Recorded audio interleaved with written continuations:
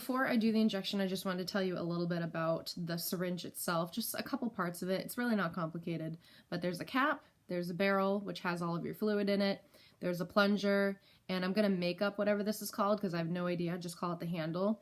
The handle actually is the part that I appreciate most because it's actually curved, as you can see, and it's actually very comfortable to hold. The syringe itself is meant to be held kind of like a pencil, and it's very, very comfortable to hold. So because of this handle here, and it's not moving at all, it's very sturdy, it makes it a lot easier for you to poke yourself or to press it into your skin.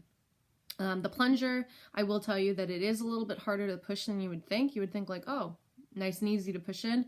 It does require some kind of wrist strength, I guess you'd call it. So if you have arthritis or if you have carpal tunnel or something, it might be something that you need to get used to because it does take a little bit of muscle to push this down. But I don't mind that because I push it down slowly anyway, so it doesn't really matter to me. I'm just going to show you guys how I inject it into myself. I don't force it into me the way that some people do. I like to press it in nice and slow the way you would a blood lab, and I also like to inject it in really slow. Depending on how slow I do it, I might like fast forward or something like that. I don't even know if I know how to do that in my editing program, but we'll just see what happens. But I'm just going to show you how I do it. I do it in my stomach, by the way. You can do this in your leg.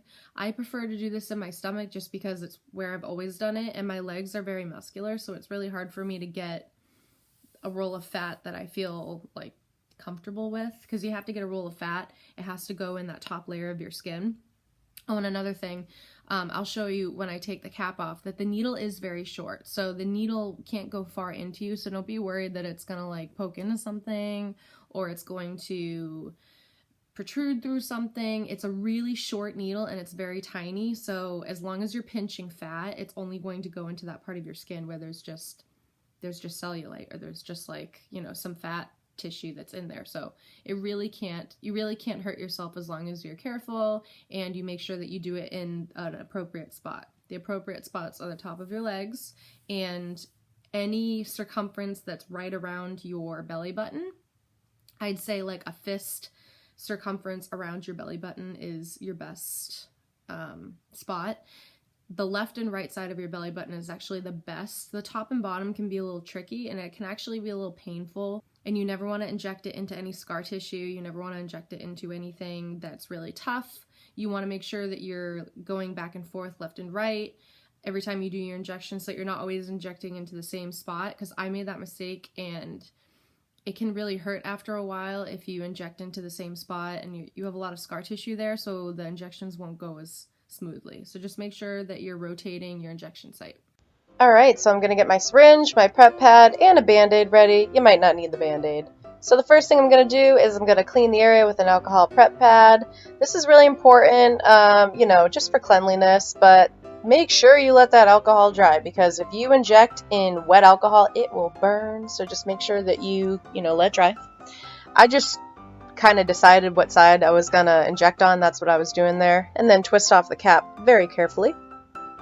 As you can see, I'm getting rid of the bubble that's at the very top of the vial, so just do that slowly until you don't see a bubble anymore. It's okay if a little drip comes off the top. That's fine. You're fine.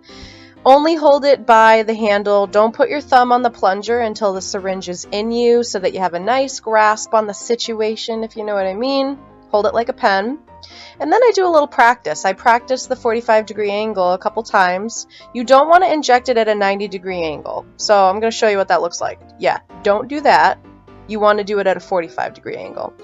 So I do basically like a gentle push into my stomach. I do it the way that I would do a blood lab kind of a situation. I don't know. I'm fast forwarding through the plunging part because I go really slow. If it starts to burn, the great thing is I can slow it down. Then I just kind of close my eyes and pull it out, because that can be a little weird, pulling the needle out of you. Today I actually needed a band-aid. I think it's just because, I was nervous. I was moving around because I was doing this for you guys, so I did need a band-aid. And I'm all done. And I make stupid faces. Can we just look at that face? What are you doing, Jill? Anyway, I just want to let you guys know that this is my 4th injection that I've done at home, and I've realized a couple things. I do like to do it in a quiet setting, I like to do it alone, and I like to do it standing up.